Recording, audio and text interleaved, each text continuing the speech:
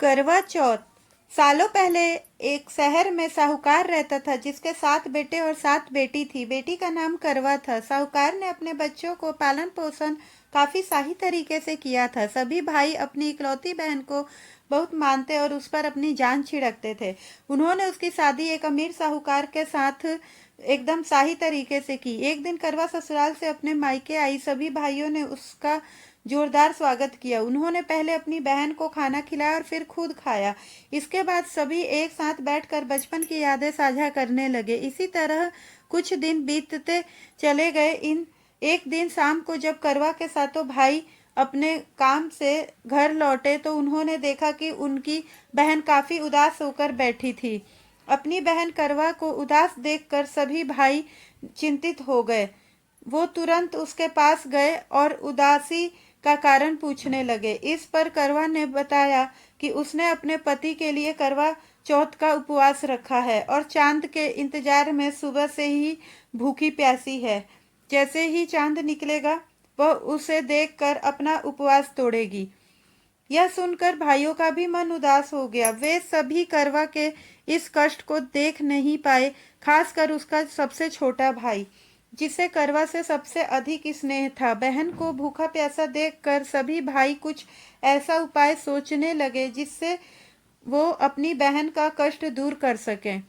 तभी उन्हें एक तरकीब सूझी। सभी भाई तुरंत एक पीपल के बड़े से पेड़ के पास पहुंचे। उनमें से सबसे छोटा भाई एक जलता हुआ दीपक लेकर उस पेड़ पर बैठ गया और उसे एक छन्नी में रख कर वहीं छोड़ दिया। इसके बाद पूरे गांव में हल्ला हो गया कि चांद निकल आया। करवा भी उस जलते दीपक को चांद समझ बैठी और जल्दी से पूजा पूरा करके अपना उपवास खत्म करने बैठ गई। जैसे ही उसने खाने का पहला निवाला उठाया उसकी नज़र भोजन में पड़े बाल पर पड़ी। उसने तुरंत उस निवाले को अपने प्लेट से निकाल कर दूसरी तरफ रख दिया। इसके तभी उसके दांतों में एक कंकड़ फंसा। उसने झटपट एक निवाले को भी प्लेट से हटा दिया। उसके बाद उसने तीसरा निवाला अपने मुंह में रखा कि तभी उसके एक बुरी खबर मिली। करवा के पता चला कि उसके पति की मृत्यु हो गई। यह सुनते ही करवा पूरी तरह टूट गई और जोर जोर से रोने लगी। कुछ समय बीतने के बाद उसे अपने पति की मृत्यु की सच्चाई का पता चला। उसे जानकारी मिली कि उसके भाइयों के कारण उसने दीपक को चांद समझ लिया था और अपना उपवास खत्म किया था। इस वजह से देवता नाराज हो गए और उसके पति को मृत्यु दंड की सजा सुनाई। सच्चाई को पता चलने के बाद करवा ने अपने पति का अंतिम संस्कार नहीं करने का प्रण लिया। देखते देखते एक साल बीत गए। करवा अपने पति के मृत शरीर के पास ही बैठी रही। वह रोजाना अपने पति के शव को साफ करती और वहां उगने वाली घासों को भी हटाती रहती। एक साल बाद फिर से करवा चौथ का पर्व आया। हमेशा की तरह सभी महिलाएं इस व्रत को करने के लिए एक साथ जुटी। इसमें उसकी सातों भाभी भी थी। शाम के समय पूजा समाप्त करने के बाद जब करवा की सभी भाभी उसके पास पहुंची तो उन्होंने करवा को आशीर्वाद मांगने को कहा। इस पर करवा ने सभी से एक एक करके अपने पति के जीवित करने का वरदान मांगा। करवा की यह मांग उसकी भाभी पूरी नहीं कर सकती थी।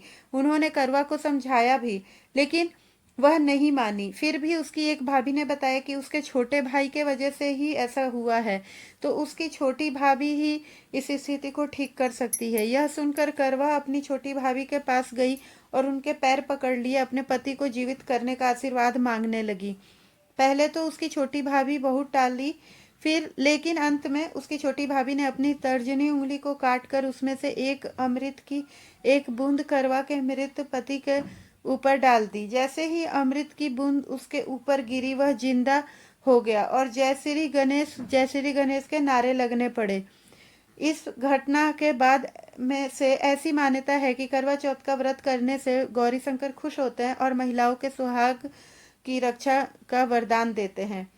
कहानी से यह सीख मिलती है कि इंसान को हमेशा सच्ची भक्ति से पूजा पाठ करनी चाहिए। अगर इसमें किसी प्रकार की कमी रहती है तो उसके बुरे परिणाम भुगतने पड़ते हैं। धन्यवाद।